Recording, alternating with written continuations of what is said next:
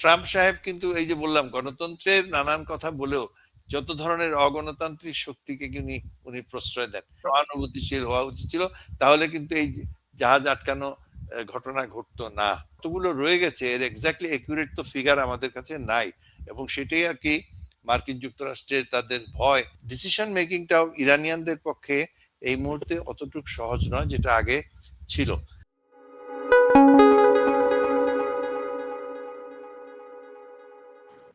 Iran যুক্তরাষ্ট্র যুদ্ধের ৫৭ দিন, যদিও এখন যুদ্ধবিরতি চলছে, আবার একই সঙ্গে অবরোধ, জাহাজে হামলা, জাহাজ অবরোধ করা, এগুলোও চলছে। এই প্রেক্ষাপটে আমরা কথা বলবো ইরান যুক্তরাষ্ট্র যুদ্ধ পরিস্থিতি নিয়ে। আজকে আমাদের অতিথি সাবেক এয়ার কমোডোর ও নিরাপত্তা বিশ্লেষক ইশফাক ইলাহি চৌধুরী। ইশফাক ইলাহি চৌধুরী, আপনাকে স্বাগত। ধন্যবাদ, এবং আপনাকেও সালাম এবং স্বাগত। জি, আপনার সালাম এবং শুভেচ্ছা পৌঁছে দিচ্ছি আমাদের সকল পাঠক শ্রোতার কাছে। ইরানের পররাষ্ট্রমন্ত্রী আব্বাস আরাকচি ইসলামাবাদে পৌঁছেছেন, কিন্তু তিনি বলেছেন তিনি মার্কিন প্রতিনিধিদের সঙ্গে সরাসরি আলোচনা করবেন না। তাহলে দ্বিতীয় দফা কি পরোক্ষভাবে আলোচনা হবে, না এটি কোনো ফলপ্রসূ হবে বলে মনে করেন? আলোচনা যে একটা শুরু হতে যাচ্ছে এটাই একটু আশার আলো, কারণ আমরা দেখেছি এর আগেও আপনার এই অনুষ্ঠানে আমরা আসছিলাম, তখন যুদ্ধ পুরোদমে চলছিল, এবং যে যুদ্ধ মার্কিন প্রশাসন বিশেষ করে ট্রাম্প মনে করেছিলেন যে এক দুই সপ্তাহের মধ্যে শেষ হয়ে যাবে, একটা ডিসিশন আসবে, সেটা আজকে প্রায় 2 মাসের কাছাকাছি হয়ে যাচ্ছে। 28শে ফেব্রুয়ারি এটা শুরু হয়েছিল, এই ফেজটা। ফেব্রুয়ারি গেল, মার্চ গেল, এখনো একটা যুদ্ধবিরতি চলছে, অর্থাৎ উভয় পক্ষই যথেষ্ট ক্ষতবিক্ষত, কিন্তু যুদ্ধের কোনো শেষ দেখা যাচ্ছে না। যুদ্ধ শুরু হয়েছিল মেইনলি, আপনার মনে আছে যে ইরানের হাতে যে আণবিক ইউরেনিয়াম যেটা সমৃদ্ধকরণ ইউরেনিয়াম আছে, সেগুলো ওনারা বলছিলেন যে এটা একটা যে কোনো সময় একটা নিউক্লিয়ার ওয়েপন্স এর রূপান্তরিত হতে পারে, সেগুলো যেন ইরান হয় ধ্বংস করবে অথবা আন্তর্জাতিক সুপারভিশনে এটাকে সরিয়ে নিতে হবে। ইরানকে এই এনরিচড ইউরেনিয়াম থাকা চলবে না, এবং তার যে নিউক্লিয়ার যে ইয়ে আছে, যে পরিকল্পনা আছে, সেটাকে যথেষ্ট নজরদারিতে আনতে হবে, যাতে কখনোই এটা আণবিক অস্ত্রের দিকে এটা তৈরি করার ইয়ে না হয়। প্লাস তারপরে ছিল যে এমন কোনো অস্ত্র থাকা চলবে না যেগুলো তার প্রতিবেশীর জন্য হুমকির সৃষ্টি করতে পারে, অর্থাৎ দীর্ঘ লং রেঞ্জ মিসাইল এবং ড্রোন যেগুলো যেন তাদের হাতে না থাকে। এই উদ্দেশ্যে তাদের যত বিমান হামলা হয়েছে, শুধুমাত্র মার্কিন যুক্তরাষ্ট্র না, আপনি মার্কিন যুক্তরাষ্ট্র বললে ভুল হবে, মার্কিন যুক্তরাষ্ট্র এবং ইসরায়েল এর বিমান বাহিনী এবং নৌবাহিনীও, কারণ সেখানে এয়ারক্রাফট ক্যারিয়ার দুটো ছিল, সেখান থেকে আক্রমণ করা হয়েছে, সাবমেরিন থেকে আক্রমণ করা হয়েছে, টোমাহক মিসাইল, নানানভাবে ইরানের এইসব নিউক্লিয়ার ফ্যাসিলিটিস গুলো ধ্বংস করা হয়েছে। তারপরে তার বিভিন্ন এই যে কলকারখানা যেগুলোতে মনে করা হয়েছে যেগুলো মিসাইল বা যুদ্ধাস্ত্র তৈরিতে ইয়ে করতে হবে, সেগুলো তৈরিতে ব্যবহৃত হতে পারে, সেগুলোর উপরে বারবার আক্রমণ হয়েছে। এবং একইভাবে ইরানও কিন্তু তখন শুধুমাত্র মার্কিন ঘাঁটিগুলোতে না, মার্কিন এবং ইসরায়েলি ঘাঁটি, বিভিন্ন ঘাঁটি এবং স্থাপনাগুলো, বিশেষ করে পরের দিকে তার যে অয়েল, মধ্যপ্রাচ্যের বিভিন্ন অয়েল ডিপো, তারপর রিফাইনারি, এগুলোতে আক্রমণ করা হয়েছে। এবং আক্রমণের পরে একটা স্টেজে আসছে যখন পাকিস্তানের প্রথমে তুরস্ক ছিল এর মধ্যে জড়িত, তুরস্ক, মিশর এবং পাকিস্তান, পরে পাকিস্তানের ইসলামাবাদে এক দফা আলোচনা হয়েছে, এবং সেখান থেকেই কিন্তু একটা প্রত্যক্ষ যুদ্ধবিরতি, যুদ্ধাবস্থা আর চলছে না এবং বারবার এটাকে এক্সটেন্ড করা হচ্ছে। ইতিমধ্যে আরো চাপ সৃষ্টি করার জন্য, ইরানের উপরে চাপ সৃষ্টি করার জন্য আহ, আগে ছিল 2টা এয়ারক্রাফট ক্যারিয়ার, এখন আরেকটা এয়ারক্রাফট ক্যারিয়ার গতকাল থেকে যুক্ত হয়েছে, একটা অ্যাম্ফিবিয়াস শিপ, যার উপরেও প্রায় 15,000 মেরিন সৈন্য আছে, প্লাস প্রায় 70-80টা বিমান সেখানে আছে, বিমান, সেগুলো ওখানে মোতায়েন হয়েছে। এবং মূল 82nd এয়ারবোর্ন ডিভিশন, যাদের প্যারাট্রুপার্স, সেগুলোও কিন্তু মধ্যপ্রাচ্যের কোথাও প্রায় 10,000কে তাকে আনা হয়েছে। অর্থাৎ ইরানের উপরে চাপ আরো বৃদ্ধি করা হচ্ছে যাতে ইরান রাজি হয় যে মার্কিন যে শর্তগুলো, একটা হচ্ছে রেজিম, এর পিছনে একটা আলোচনা ছিল যে মার্কিন ইরানি জনগণ যদি জেগে উঠে, তারা যদি তাদের শাসককে পরিবর্তন করতে চায়, কিন্তু সেটা এখন পর্যন্ত হয়নি। যদিও এই যে ইরানের যে শাসক গোষ্ঠীর বিরুদ্ধে আমরা জানি যথেষ্ট তাদের জনগণের মধ্যেও একটা বিরূপ মনোভাব আছে, যেটা আমরা বিভিন্ন সময়ে তাদের আন্দোলনের মাধ্যমে দেখতে পেয়েছি, কিন্তু সেখানে প্রবল।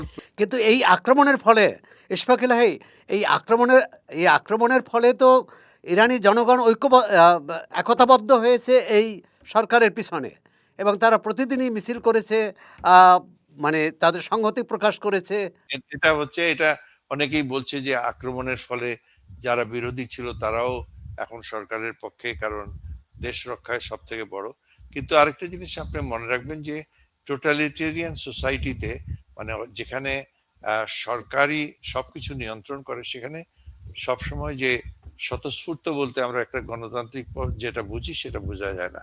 তবে হ্যাঁ, এটা সত্যি যে হয়তো আগের থেকে সরকার এখন অনেক বেশি শক্তিশালী হয়ে যায়। তবে তবে এই মুহূর্তে সরকারের কে কর্তৃত্বে আছে সেটাও কিন্তু একটা প্রশ্নের সম্মুখীন হয়েছে। কারণ মানে ইরানের ইরানের সরকারের, ইয়েস, কারণ 1979 সাল থেকেই বিপ্লবের পরে একজন সুপ্রিম লিডার, নেতা, সুপ্রিম রিলিজিয়াস লিডার, প্রথমে খোমেনি, তারপরে আলী খামেনি, ওনারা সব, মানে ওদের যে একটা কাউন্সিল অফ এল্ডার্স, মানে যে রিলিজিয়াস লিডার্সদের যে একটা কাউন্সিল আছে পরিষদ, পরিষদ, সেখান থেকে নির্বাচিত হয়ে ওদের যে উনি যতদিন জীবিত থাকবেন উনি একমাত্র ক্ষমতাবান এবং উনি একমাত্র দেশ পরিচালনা করবেন, উনার অর্ডারটাই শিরোধার্য, এইভাবেই গড়ে উঠেছে। কিন্তু এই আন্দোলনের 28শে ফেব্রুয়ারিতে যে আক্রমণটা হয়েছিল, সেখানে আলী খামেনি তার সমস্ত পরিবার সহ নিহত হওয়ার পরে তার ছেলে যে মুস্তাফা খামেনি, যিনি, যাকে বলা হয়েছে যে উনি উত্তরাধিকার, কিন্তু সেটা যেভাবে সাধারণত হয়ে আসছিল একটা সম্মেলনের মাধ্যমে, সেটা সেভাবে হয়েছে কিনা আমরা জানি না। এবং উনি ডেফিনেটলি খুবই যুদ্ধাহত। এখন কতটুক উনি, এখন পর্যন্ত কেউ ওনাকে দেখেনি, এখন পর্যন্ত উনি জনসমক্ষে আসেননি, উনি আদৌ কথা বলতে পারেন কিনা, উনি চলাফেরা করতে পারেন কিনা, বা ওনার কতটুকু ক্ষমতা আছে সেটার সম্বন্ধে সন্দিহান। অর্থাৎ মেইন এখন হচ্ছে স্পিকার অফ দি পার্লামেন্ট এবং প্রেসিডেন্ট পাজেশকিয়ান, আর এই যে পররাষ্ট্রমন্ত্রী সহ কয়েকজন, তারা এগুলো নিয়ে ইয়ে করছে, বহির্বিশ্বের সঙ্গে যোগাযোগ রক্ষা করছে। কিন্তু যেটা সন্দেহ করা হচ্ছে যে এর মধ্যে কিন্তু সেনাবাহিনীর আইআরজিসি, নট সেনাবাহিনী, আইআরজিসি, যেটা রিভলিউশনারি গার্ড কোর, এরা কিন্তু এই শূন্যস্থান পূরণের জন্য তাদের নেতৃত্ব হয়তো এগিয়ে এসেছে। এবং কোন কোন ডিসিশন এখন সত্যিকার অর্থে প্রেসিডেন্ট কতটুকু করছেন, বা মুস্তফা খামেনি কি করছেন, এটা নিয়ে যথেষ্ট সন্দেহ আছে। সেই জন্য ডিসিশন মেকিংটাও ইরানিয়ানদের পক্ষে এই মুহূর্তে অতটুকু সহজ নয় যেটা আগে ছিল। এটাতে দুঃখ আরেকটা জিনিস যেটা হতে পারে, যে এইসব ভেকুয়ামে যেসব সেনা যে গ্রুপগুলো আছে, আইআরজিসি এবং তাদের যে প্যারামিলিটারি যেটা বাজিস ফোর্সেস, এদের মধ্যে থেকে যারা আরো বেশি শক্ত উগ্রবাদী বলা যায়, অথবা যারা আরো বেশি আর কি আম, কট্টরপন্থী। ইরানের কট্টরপন্থী যারা, তারা ক্ষমতায় আরো বেশি যেতে পারে, যেটা ভবিষ্যতের যে কোনো নেগোসিয়েশন, যে কোনো আলাপ আলোচনার জন্য একটা প্রভাব বিস্তার করতে পারে। ইরানের সরকারের ভিতরে অবস্থা জানলাম। আ মার ডোনাল্ড ট্রাম্প যুদ্ধ শুরুর আগে, যুদ্ধ শুরুর পরে আ আপনিও যেমন বলছিলেন যে ১-২ সপ্তাহের মধ্যে শেষ হবে এবং তিনি তো প বিভিন্ন সময় আল্টিমেটাম দিয়ে আসছিলেন এবং বলেছিলেন যে তাদের আ নতি স্বীকার করতে হবে। কিন্তু ইরান তো নতি স্বীকার করেনি এখনো পর্যন্ত এবং করার লক্ষণও নেই। আ এবং তারা বলছে তাদের যে ক্ষেপণাস্ত্র শক্তি আছে, ক্ষেপণাস্ত্র মজুদ আছে তার সামান্য অংশই ব্যবহার করা হয়েছে। ইরান আ একজন নিরাপত্তা বিশ্লেষক হিসেবে আপনার কাছে জানতে চাই, ইরান এই শক্তি অর্জন করলো কিভাবে? একটা হচ্ছে ওভার দ্য ইয়ার্স, মানে ইরান তো একটা, প্রথমেই মনে রাখবেন যে একটা অত্যন্ত শিক্ষিত একটা সভ্য জাতি, প্রায় ৩,০০০ বছরের আনইন্টারাপ্টেড সিভিলাইজেশন। যদিও বহিঃশত্রুর দ্বারা বারবার আক্রান্ত হয়েছে এবং পরাজিত হয়েছে, কখনো বিজয়ী হয়েছে। একসময় ছিল তারা প্রায় সমস্ত সিভিলাইজড ওয়ার্ল্ডেরই তারা কর্তৃত্ব তাদের হাতে নেতা। ছিল। আবার সেখান থেকে তারা আবার কলোনাইজড, সেমি কলোনাইজড হয়েছে। ব্রিটিশরা তাদের ইনফ্লুয়েন্স করেছে, রাশিয়ানদের তাদের ইনফ্লুয়েন্স ছিল। এবং শেষ পর্যন্ত এই যে রেজা পাহলভির, আহ, এখন যাকে যে আছে, তার আগে রেজা শাহ, তার আগে উনার নামও রেজা শাহ ছিল, যিনি প্রথম এই ডাইনাস্টিটা, উনি একজন কর্পোরাল ছিলেন, একজন নন কমিশন অফিসার ছিলেন ব্রিটিশ বাহিনীর। তো এগুলো ওখান থেকে এসে তাদেরকে রাজা বানিয়ানো হয়েছে। তাদের এখানে আহ দীর্ঘকাল পর্যন্ত তারা মার্কিন যুক্তরাষ্ট্র বা ইয়ের আপনার ব্রিটিশ ইনফ্লুয়েন্সের মধ্যে ছিল। কিন্তু দেশের শিক্ষা ব্যবস্থার অনেক উন্নয়নের জন্য, বিশেষ করে বিজ্ঞান শিক্ষায় তারা অনেক দক্ষ এবং পারদর্শী। এবং যখন 79-এ যখন এইসব স্যাংশন শুরু হলো, তারা নিজেদের আহ, ইয়ে দিয়ে, নিজেদের সক্ষমতা দিয়ে এই এই অস্ত্রগুলো তারা তৈরি করেছে। যে কনভেনশনাল যে এবং অস্ত্র সেক্ষেত্রে আমরা বলি বলি এবং যেটা, সেক্ষেত্রে রাশিয়া ও চীনের সহযোগিতাও পেয়েছে তারা। রাশিয়া চীনের সহযোগিতা যতটুক না, আমি বলবো তাদের নিজেদের ইয়ে, ওয়েল, ইয়েতে মিসাইল টেকনোলজিতে তারা এমনকি তারা হয়তো উত্তর কোরিয়ার সঙ্গে তাদের একটা যোগাযোগ ছিল। আর অ্যাটমিক ইয়েতে তো কিছুটা সাহায্য পেয়েছিল পাকিস্তানের তৎকালীন আব্দুল কাদের, যিনি ছিলেন পাকিস্তানের nuclear father of the nuclear বলা হয়। উনি কিন্তু ইসলামী বম হিসাবে ইরানকে, লিবিয়াকে এবং এমনকি উত্তর কোরিয়ার সঙ্গে ওনার যোগাযোগ ছিল, যেটা নিয়ে আমরা অনেক ইয়ে হয়েছে, পরে ওনাকেও সরিয়ে নেওয়া হয়েছিল। কিন্তু আমি যাই হোক, বাইরের ইনফ্লুয়েন্স যতটুকু থাকুক না কেন, তাদের নিজেদের বৈজ্ঞানিক এবং টেকনিক্যাল ইয়েতে তারা কিন্তু ডেভেলপ করেছে, এবং তারা চলে গেছে, যেহেতু তারা কোনোদিনই আহ আধুনিক যে যুদ্ধাস্ত্র বা এগুলোতে অতটুকু আগাতে পারবে না, তারা কিন্তু ওই যে মিসাইল এবং ইয়ের উপরে তারা নির্ভর করেছে, যে যদি আক্রমণ হয় তারা প্রতি আক্রমণ করবেন মিসাইল গুলো দিয়ে। এবং সেগুলোর আহ, আহ, রক্ষা করার জন্য তারা তাদের রাষ্ট্রের একটা বিরাট অংশ, ইয়ে যে সম্পদের একটা অংশ তারা ব্যয় করেছে। এগুলো কিন্তু আপনার, you have to pay price, তাই না? মানে যে রাষ্ট্রের যে সম্পদ ছিল, তার একটা বিরাট অংশ তারা এই প্রতিরক্ষা খাতে ব্যয় করেছে। এবং যার ফলে তারা এই গভীর পাহাড়ের গভীরে যে ধরেন হার্ড এন্ড শেল্টার করে সেখানে মিসাইল গুলো বসিয়েছে, সেগুলোকে মেনটেন করেছে। এবং আমরা এক্স্যাক্টলি জানি না যে অনেক মিসাইল তো ধরেন ফায়ার হয়েছে, সেগুলো ধ্বংস হয়েছে। অনেক মিসাইল ঘাঁটিতে যেগুলো স্টোরেজ ছিল, সেগুলাতে বারবার আক্রমণ হয়েছে, আমরা দেখেছি ছবিতে যেগুলো। কিন্তু তারপরেও কতগুলো রয়ে গেছে, এর এক্স্যাক্টলি একুরেট তো ফিগার আমাদের কাছে নাই। এবং সেটাই আর কি মার্কিন যুক্তরাষ্ট্রের তাদের ভয়, যে নেক্সট রাউন্ডে কতগুলো আসতে পারে। তবে এটাও সত্যি, এ কারণেই কি তারা যুদ্ধবিরতি এবং আলোচনায় বসলো?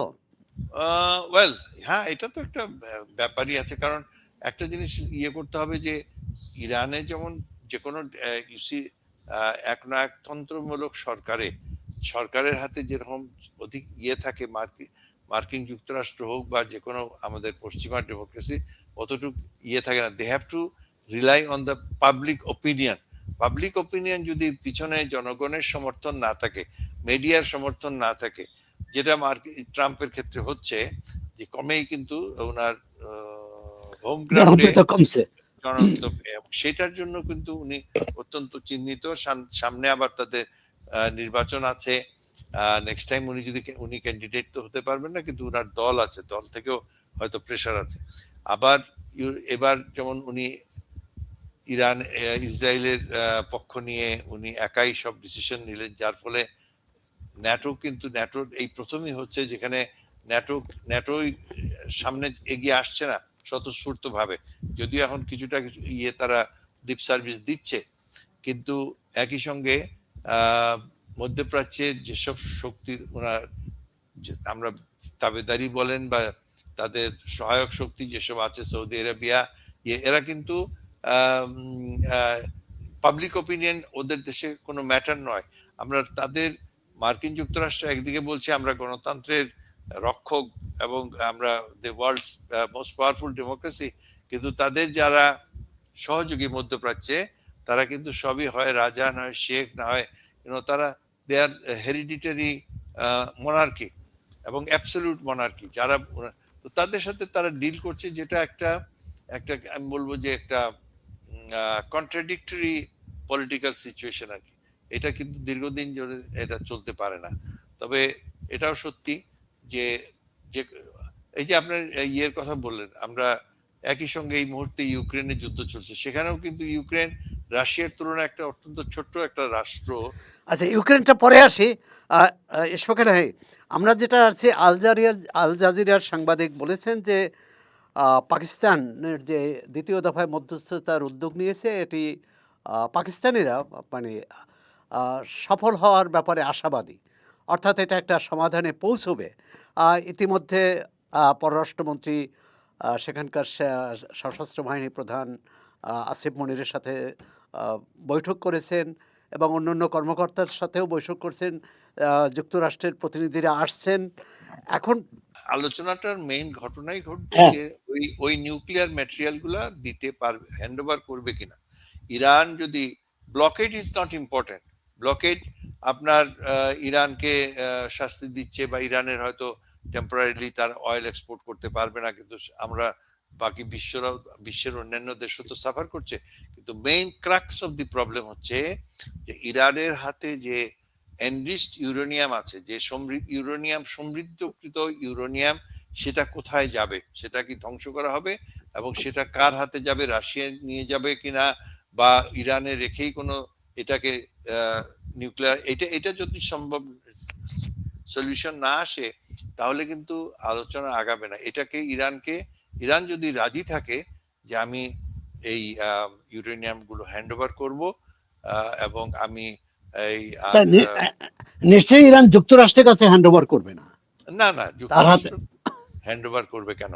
যুক্তরাষ্ট্র নয়, এটা থার্ড পার্টি। একমাত্র হচ্ছে এখানে হয়তো রাশিয়া। যেমন আমাদের এখানে নিউক্লিয়ার প্লান্ট করেছি আমরা, কিন্তু এর নিউক্লিয়ার যে মিসাইল, নিউক্লিয়ার যে ফিউলগুলো আমরা চুক্তিতেই আছে, এগুলো রাশিয়াতে ফেরত যাবে, তারা সেখানে স্টোর করুক বা তারা সেখানে রিপ্রসেসিং করুক, সেটা আরেকটা ব্যাপার। কিন্তু এই ওদের যে ইউরেনিয়াম সমৃদ্ধকরণ যে প্রকল্প, এটাকে অ্যাবান্ডন করতে হবে এবং ভবিষ্যতে তাদের এই যে মিসাইল যে ওয়েপন্স গুলো কেবলমাত্র তাদের ডিফেন্সের জন্য যে ওয়েপন্স গুলো দরকার, সেগুলোই হয়তো রাখতে হবে, একটা ফর্মুলেশনে আসতে হবে। এটা যতক্ষণ পর্যন্ত না হবে ততক্ষণ পর্যন্ত কিন্তু আলোচনা শেষ হবে না। ইরানের পক্ষ থেকে যে শর্তগুলো দেওয়া হয়েছে সেটা তো যৌক্তিক বলে মনে করেন, কারণ তারা বলেছে তাদের উপর ভবিষ্যতে হামলা করা হবে না এবং যে যুদ্ধ চাপিয়ে দিয়েছে তাদের যে বেসামরিক সম্পদ এবং স্থাপনায় ক্ষতি করা হয়েছে সেগুলোর ক্ষতিপূরণ দিতে হবে। বিদেশে যুক্তরাষ্ট্র সহ বিভিন্ন দেশে তাদের যে সম্পদ জব্দ করা হয়েছে সেগুলো উদ্ধার করতে হবে। এই দাবিগুলো তো যুক্তরাষ্ট্র মেনে নেবে বলে মনে করেন?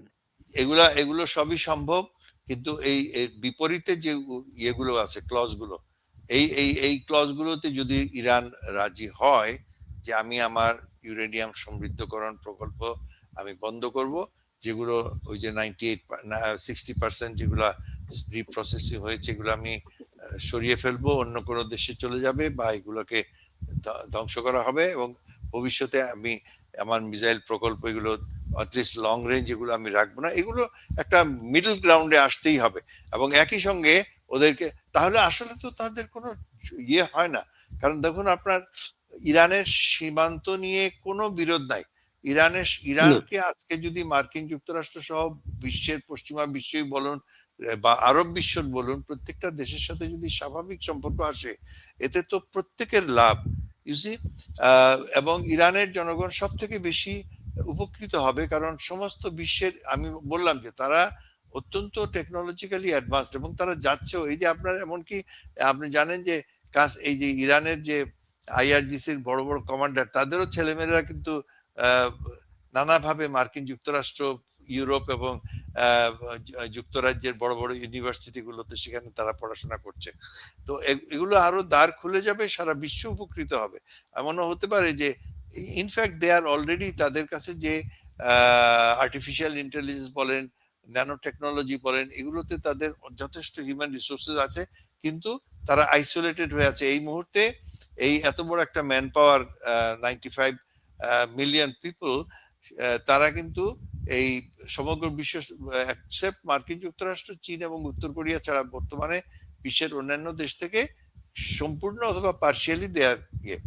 এই জিনিসগুলো যদি চলে যায়, আসলে তো তাদের কোনো কোনো বিরোধী নাই। আপনার সমস্ত, মানে আপনি বলতে চাচ্ছেন সমঝোতা হলে, চুক্তি হলে ইরানই লাভবান হবে? অনেক, ইরান কেন, সমস্ত বিশ্ব লাভবান হবে, বাংলাদেশ লাভবান হবে, আরব বিশ্ব লাভবান হবে। আরব বিশ্ব, কিন্তু ওগুলোতে আবার একটু সমস্যাও আছে। ইরান ইরান আরব আরব ইরান যে দ্বন্দ্ব, মনস্তাত্ত্বিক দ্বন্দ্ব। মনস্তাত্ত্বিক দ্বন্দ্ব, প্লাস ওই যে ইরান যদি মনে করে যে সে তার যে আইডিওলজি গুলো তারা বহির্বিশ্বে বা বিশেষ করে ইসলামী দেশে প্রচার করবে, তাহলে কিন্তু একটা বিরোধ সেখানে থেকে যায়। তার নিজের দেশে সে কি ধরনের শাসন ব্যবস্থা হবে, তাদের জনগণ সেটা ঠিক করবে।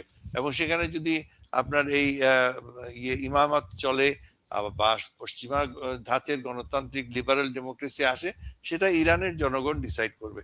ঠিক একইভাবে প্রত্যেক দেশের উচিত। কিন্তু যখন তারা এগুলোকে এক্সপোর্ট করতে চায়, যখন বা যে কেউ, এমনকি ইউনো এলিগেশন আছে আপনার, না ইভেন আরবস, মানে সৌদি আরবিয়া বলেন বা তার প্রত্যেকে চায় তাদের তাদের ইসলামী সালাফি, বা আমরা যেটাকে বলি সালাফি ওয়াহাবি, এগুলো এগুলো কোনো সময় এক্সপোর্ট করার প্রচেষ্টা বন্ধ করতে হবে। এবং প্রত্যেক দেশকে তাদের নিজেদের শাসনতন্ত্র কিভাবে হবে, শাসনযন্ত্র কিভাবে পরিচালিত হবে, ওদের জনগণকে ডিসাইড করতে দিন। কিন্তু আমরা দুঃখজনক ভাবে এগুলো হয় না, এবং যার ফলে এই যে ইন্টারফেয়ারেন্স, যেমন ধরেন আপনার এই যে হুতি হুতি সেখানে তো একটা যুদ্ধ চলছে ইয়েমেনে, একটা গরিব দেশ, সেখানে আপনার বহু বছর ধরে যুদ্ধ চলছে, বহু সৌদি বছর আরবের ধরে, সঙ্গে। যে এবং তারা অলমোস্ট ওখানে একটা স্টারভেশন, একটা দুর্ভিক্ষ পীড়িত একটা দুর্ভিক্ষ, দেশ। ওখানে দুর্ভিক্ষ সেখানে প্রায় 50,000 লেগেছে। পাকিস্তানি সৈন্য, পাকিস্তানের ফুল জেনারেল সেখানে যুদ্ধ করছেন। সৌদিরা তো আর যুদ্ধ করছে না, দে আর প্রক্সিস। এদেরও যেমন ইরান যেমন অস্ত্রশস্ত্র দিয়ে ওদের প্রক্সিস করে, সৌদিও এরকম তাদের সাথে চুক্তি করে তাদেরকে দিয়ে যুদ্ধ করছে। এগুলো তো আমাদের সবার জন্য, দেশের মানবতার জন্য খারাপ, আন্তর্জাতিক পরিবেশ ইয়ের জন্য খারাপ। আচ্ছা, আপনি বলছিলেন যে ইরান যুক্তরাষ্ট্র যুদ্ধের যে প্রভাব, অর্থাৎ নেতিবাচক প্রভাব বাংলাদেশে তো মারাত্মকভাবে পড়েছে। আমরা দেখছি জ্বালানি সংকট, এবং ফিলিং স্টেশনগুলোর সামনে লম্বা লাইন, ঘন্টার পর ঘন্টা দাঁড়িয়ে তেল পাওয়া যাচ্ছে না। এখন না, যে প্রশ্নটি হচ্ছে যে যুদ্ধের তো 57 দিন হয়ে গেল। বাংলাদেশ এই সংকট মোকাবেলায় যে প্রস্তুতি নেয়ার কথা ছিল, সেটি কি নিতে পেরেছে বা নিয়েছে? না, বাংলাদেশ তো, আমরা তো আশা করি নাই যে এই ধরনের একটা ঘটনা ঘটবে। এটা কারণ আমাদের ইমিডিয়েট প্রবলেমই তো অনেক বেশি। আমাদের এখানে একটা নির্বাচন হলো। প্রথমে তো একটা জুলাই 24-এ তো একটা অব- অভ্যুত্থান বলুন বা আপহিবেল বলুন বা বিপ্লব বলুন হয়ে গেল। একটা ইন্টারিম গভর্নমেন্ট আসলো, কত রকমের কমিশন হলো, এটা করব ওটা করব। তারপরে একটা নির্বাচন হয়েছে, নির্বাচিত সরকার মাত্র এসেছে। এখনো আমাদের আমার অন্তত নখের দাগ এখন যায় নাই। সুতরাং it's very, we have got enormous problem. এর মধ্যে প্রথমে ইউক্রেন যুদ্ধ আমাদের দেখেন, এই সয়াবিন থেকে গম থেকে নিয়ে সব সাপ্লাই, এটি একটা সমস্যা। রাশিয়ার সাথে আমাদের সম্পর্কের ক্ষেত্রে মার্কিন যুক্তরাষ্ট্র যেসব এবং পশ্চিমা বিশ্ব যেরকম স্যাংশন দিল আমাদের জন্য, সোভিয়েত ইউনিয়ন বা রাশিয়া থেকে জিনিসপত্র আনা, এটি একটা বিরাট সমস্যা। তারপরে আপনার এই ইরান যুদ্ধের আমাদের তো আমাদের স্ট্রাকচারটা, সাপ্লাই চেইনটা ছিল কাতার থেকে গ্যাস, আর ইউএই সৌদি আরবিয়া থেকে তেল, এই এই ইয়ে দিয়ে আসবে আপনার হরমুজ প্রণালী। হরমুজ প্রণালী দিয়ে হরমুজ আসবে। প্রণালী। এক এক দেশের এক এক রকম সিস্টেম। হয়তো আমাদের এই যে রিফাইনারিটাই ডিজাইন করা হয়েছিল ওই ওই ওই তেলটাকে প্রসেস করার জন্য। আমাদের হঠাৎ করে কেউ যদি বলে ভেনেজুয়েলা থেকে নিয়ে আসেন, ইন্দোনেশিয়া থেকে নিয়ে আসেন, ব্রুনাই থেকে নিয়ে আসেন, হঠাৎ করে এটা হবে না। এটা একটা চেইনের মধ্যে আমরা পড়ে গেছি। তো আমরা চাইবো অতি সত্বর এটা ইয়ে হোক। তবে আমি একটা জিনিস আবার বলি, এখানে আমাদের পররাষ্ট্র মন্ত্রণালয় হয়তো আরেকটু ডিপ্লোম্যাটিক হওয়া উচিত ছিল। আমরা আমরা কিন্তু দেখেন সরকারিভাবে আহ, প্রথম বিবৃতিটির কথা বলছেন? প্রথম বিবৃতির কথা বলছেন? হ্যাঁ, বিবৃতিগুলো আমরা হয়তো আমাদের যে বিশেষ একটা বিরাট কর্মী বাহিনী মধ্যপ্রাচ্যে আছে, সেই জন্য আমরা সৌদি আরব বা ইউএই এর প্রতি একটা সমবেদনা দিয়েছিলাম। কিন্তু সেটা কিন্তু যেমন খামেনির হত্যাকাণ্ডে আমরা কোনো বিবৃতি দেই নাই, যার ফলে কিন্তু ইরানের সাথে আমাদের এই মুহূর্তে একটা টানাপোড়েন চলছে। আমাদের জাহাজকে তারা অ্যালাউ করছে না, ওয়ারেজ ইন্ডিয়ান জাহাজ কিন্তু ডেসপাইট, এবং এটা আমি বলবো এক ধরনের ইয়ে, যে মোদি সাহেব ওখানে বলে আসলেন যে ইসরায়েল, ওখানে যে ভারতীয় ইহুদি যারা ওখানে গিয়ে সেটেল করেছে, বলেছে তোমাদের ফাদারল্যান্ড হচ্ছে গিয়ে ভারত, এটা তোমাদের motherland, or vice versa he said. এবং তাকে লাল গালিচা সম্বর্ধনা দেওয়ার পরেও ভারতীয় জাহাজ কিন্তু হরমুজ দিয়ে আসছে যাচ্ছে, তাদের কোনো অসুবিধা নাই, তেল তারা ইরান থেকে নিয়ে যাচ্ছে ডিসপাইট দি স্যাংশন। এটা কি আমাদের নেতৃত্বের অদক্ষতার কারণ, না ছোট দেশ বলে আমাদেরকে আহ, মানে আমরা তাদের কথা শোনাতে পারিনি? পারছে ছোট না। দেশ বলেই আমরা আরো একটু সাবধান হওয়া উচিত ছিল, যেটা আমি বললাম যে আমাদের একটু ইরানের কৌশলী কৌশলী হওয়া জনগণের উচিত ছিল। জনগণের বিরাট সমর্থন ইরানের প্রতি আছে, এটা সত্যি। কিন্তু সরকারের তরফ থেকে আমাদের যে ইরানের প্রতি আরেকটু সদয় হওয়া উচিত ছিল, সহানুভূতিশীল, একটু সহানুভূতিশীল বলতে পারেন। সহানুভূতিশীল হওয়া উচিত ছিল।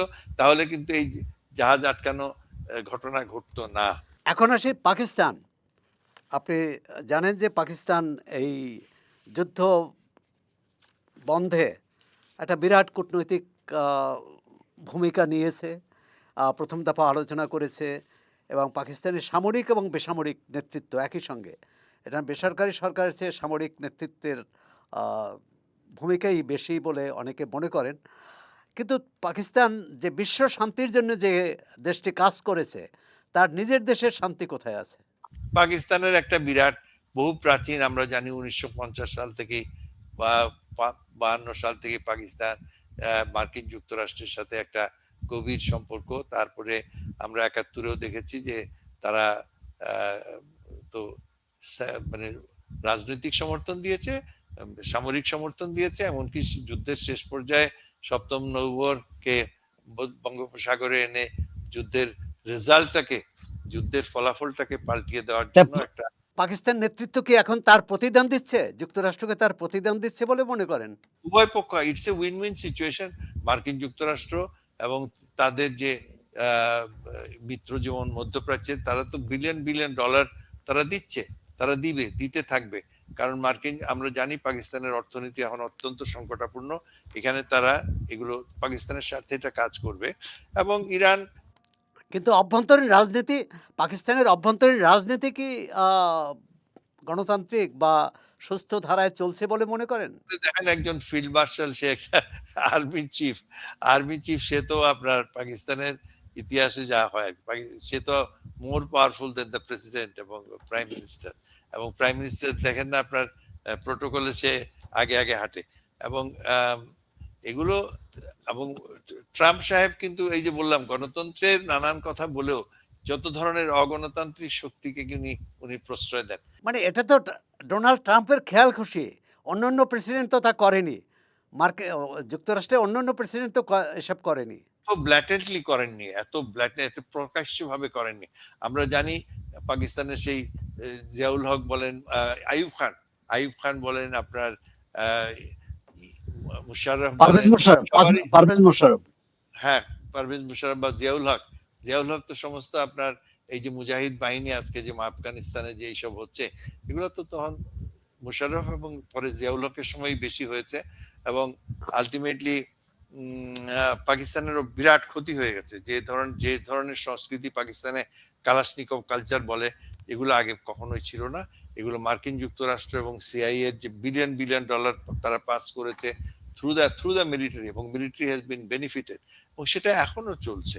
তো দীর্ঘমেয়াদী পাকিস্তানের, আপনারা জানেন যে পাকিস্তানের সব থেকে পপুলার জনপ্রিয় রাজনীতিক ইমরান খান এখন জেলে, এবং তার দলকে কোনো রাজনীতিতে অংশগ্রহণ করতে দেওয়া হচ্ছে না। বেশ কয়েকটি দল, সামরিক বাহিনীর সমর্থন পুষ্ট কয়েকটি দলের কোয়ালিশন ইজ লিডিং, এবং এগুলো তাদের আভ্যন্তরীণ দুর্বলতাকে কাটানোর জন্য এগুলো প্রচেষ্টা চলছে। এবং এই আমি তো ভয় করছি যে এই যে তাহরিকে তালিবান পাকিস্তান, তার ভিতরে আরো নানান ধরনের সন্ত্রাসী সংগঠন সেগুলো আছে, সেগুলো যে কোনো সময় আরো মাথা চাড়া এবং হচ্ছে। এই তো কয়েকদিন আগে, আমার মনে হয় সপ্তাহখানেক আগেও তাদের কয়েকটা পোস্ট অ্যাটাক করে তাদের বেলুচিস্তানে, সেখানে চীনা নাগরিকও মারা গেছে। এগুলো চলছে। এর মধ্যে শান্তি প্রচেষ্টা যদি তারা ইরানে একটা কিছু ঘটে, সেটা সবার জন্য ইয়ে হবে, সুখকর হবে। কিন্তু আমি জানি না এটার শেষ পর্যন্ত রেজাল্ট কি, কারণ কয়েকটা খুব ইম্পর্টেন্ট জিনিস সেখানে, যেটা আমি বললাম যে নিউক্লিয়ার এটাকে স্বীকার না করা পর্যন্ত নিউক্লিয়ার যে এনরিচমেন্ট প্রজেক্ট যেগুলো আছে, যেটাকে ট্রাম্প সহ অনেকেই মনে করছেন পশ্চিমা বিশ্বে, যেগুলা কোন এক সময় নিউক্লিয়ার ওয়েপন্স, আণবিক অস্ত্রে রূপান্তরিত হতে পারে, সেগুলো কিন্তু কিন্তু ইরান তো অঙ্গীকার করেছে যে তারা পারমাণবিক অস্ত্র তৈরি করবে না। সেই অঙ্গীকারের যদি ওইটারই আর কি গ্যারান্টি দিতে হবে যে তোমার পারমাণবিক অস্ত্র, তারা যা চাচ্ছে আর কি, পারমাণবিক অস্ত্র তৈরি করার যে বেসিক যে জিনিসগুলো, সেগুলো তোমার রাখা চলবে না। তুমি যদি মানে নিউক্লিয়ার পাওয়ার প্ল্যান্ট তো ওদের আছে, বুশায়ার প্ল্যান্ট আছে না, ওখানে তো কোনো আক্রমণও হয়নি।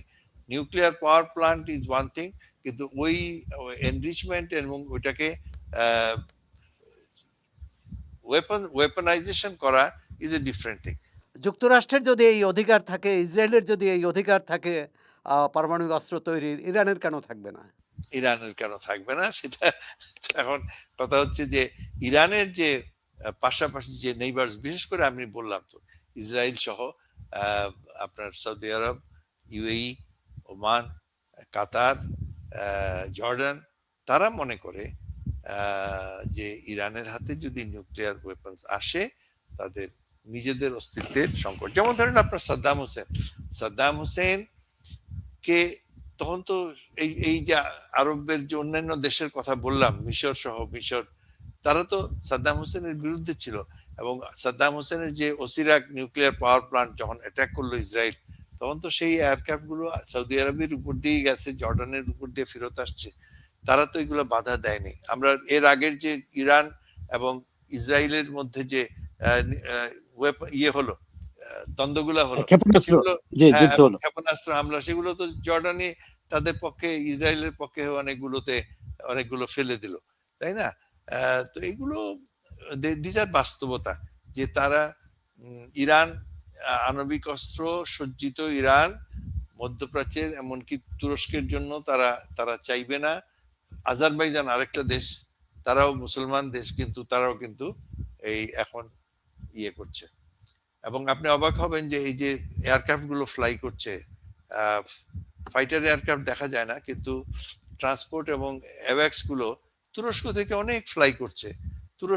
তুরস্কের যেসব ন্যাটো বেস আছে ওখান থেকে ফ্লাই করছে, করে ইরানের উপর দিয়ে যাচ্ছে পার্সিয়ানা। কিন্তু যুদ্ধের নামে ইরানের যে নিরীহ বেসামরিক সাধারণ মানুষকে হত্যা করা হলো, এটি তো মানবতা বিরোধী অপরাধ বলেই মনে করি।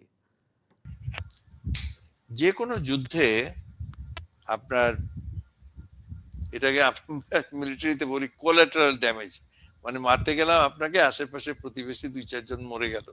তো এগুলো তো এমন কোনো যুদ্ধ নাই, প্রথম বিশ্বযুদ্ধ, দ্বিতীয় যুদ্ধ, বিশ্বযুদ্ধ, কোরিয়ান ওয়ার দেখেন, ভিয়েতনাম ওয়ার দেখেন, যে কমব্যাটেন্টস যারা অ্যাকচুয়াল ইয়ে, বা আমাদের বাংলাদেশের যুদ্ধ দেখেন, বাংলাদেশের সৈনিক যুদ্ধে, আমাদের স্বাধীনতা যুদ্ধে সৈনিক বা আধা সৈনিক যত না মারা গেছে, তার থেকে তো অনেক বেশি বেসামরিক নাগরিক মারা গেছে, ডাইরেক্টলি অর ইনডাইরেক্টলি।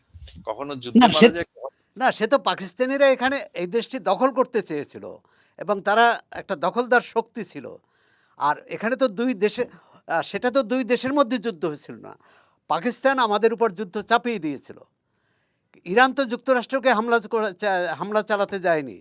না না, আহ, কিন্তু আমি বলছি যে যুদ্ধে যখন আপনার তো টার্গেট হবে একটা একটা ঘাঁটিতে আপনি অ্যাটাক করবেন, হ্যাঁ, ওই ঘাঁটিতে যখন অ্যাটাক করতে যাবেন, ওর আশেপাশে ক্ষয়ক্ষতি হবেই। এবং সবগুলো ওয়েপন্স, আপনার যে অস্ত্রগুলো, এখন তো তাও অনেক বেশি অ্যাকুরেট। আপনি অস্ত্রটাকে, আমি চাইবো যে আমি ওই কারখানার ওই জায়গাটাতে মারবো যেখানে ওইটার ক্ষতি সব থেকে বেশি হবে। কিন্তু এর আগে কি হতো, এমনকি পাকিস্তান, আমাদের ভারত, এই যে 71 সালের যুদ্ধে আমরা দেখেছি, এয়ারক্রাফট আসতো, তারা বোমা ফেলতো, বোমাগুলো যে কোনোটা টার্গেটে পড়তো, কোনোটা টার্গেটে পড়তো না। যখন টার্গেটে পড়ে না, তখন সেখানে জনগণ মারা যায়। এবং এটা তো দুঃখজনক, বাট এইটাই, এই প্রাইসটা দিতে হবে। এবং ইরান ইরাকের যুদ্ধেও তো, সরি, এই বর্তমান যে ইরান এবং ভার্সাস মার্কিন যুদ্ধ, এখানে উভয় পক্ষে মারা যাচ্ছে, উভয় পক্ষে। আমাদের এমনকি যখন এরা যখন মার্কিন ঘাঁটিগুলোতে আক্রমণ করার প্রচেষ্টা, বা সৌদি আরব বা ইয়েটিতে ঘাঁটিগুলোতে করেছে, তখন আসে আমাদের বাংলাদেশেও তো মারা গেছে, তাই না? বাংলাদেশেও মারা গেছে। হ্যাঁ, তো এগুলো পার্ট অফ দি যে প্রায় প্রায় হ্যাঁ, তখন বাট যুদ্ধাপরাধ হয় তখন, যেমন ধরুন আপনার প্ল্যান ওয়েতে আপনি কেবল মানুষ মারার জন্য, যখন তোমার গ্যাস, সাদ্দাম হোসেন আপনার আহ, ইয়েদের কুর্দিশদের বিরুদ্ধে গ্যাস শহর, হালাবজা শহরে গ্যাস ইয়ে করেছিল, মেরেছিল, বা gas chamber, gas gas, chamber. হ্যাঁ, গ্যাস চেম্বার, সে প্লেন থেকে ইয়ে গ্যাস, ইয়ে আহ, আপনার গ্যাস অ্যাটাক গ্যাস করেছিল। হ্যাঁ, তো এইগুলো এই ধরনের, যদি আমি ডেলিবারেটলি, যেমন আপনার গাজাকে আপনি definitely is a is a যুদ্ধাপরাধ। এখানে ইসরায়েল যে একটা ইয়েতে শহরকে, আমি একটা ইয়েকে, হামাস ভূখণ্ড। হামাসকে দমন করার জন্য আমি ডেলিবারেটলি একটা শহর, এবং শহরের পর শহর ধ্বংস করে গেলাম, শত শত হাজার, আহ, লক্ষাধিক মানুষ মারলাম। This can become a very good case of war crime, হ্যাঁ। কিন্তু ওই ধরনের, এখানে সেই ধরনের ইয়ে হয়নি, মনে হয় না আমার। আমরা আশা করি দ্রুত যুদ্ধ শেষ হবে, আলোচনা সফল হবে। কেননা এই ইরান যুক্তরাষ্ট্র যুদ্ধ কেবল এই দুই দেশের মধ্যেই সীমিত থাকেনি, এমনকি মধ্যপ্রাচ্যের মধ্যেও নয়, সারা বিশ্বে এর প্রভাব পড়েছে। অর্থনৈতিক প্রভাব, বাণিজ্যিক প্রভাব এবং ভূ রাজনৈতিক প্রভাব। এই সমস্ত প্রতিকূলতা ডিঙ্গিয়ে শান্তি প্রতিষ্ঠিত হবে, এটাই প্রত্যাশিত। এয়ার কমোডোর ইশফাক এলাহি চৌধুরী, আপনাকে আবারও ধন্যবাদ চর্চায় সময় দেওয়ার জন্যে। আবারও দেখা হবে। ধন্যবাদ।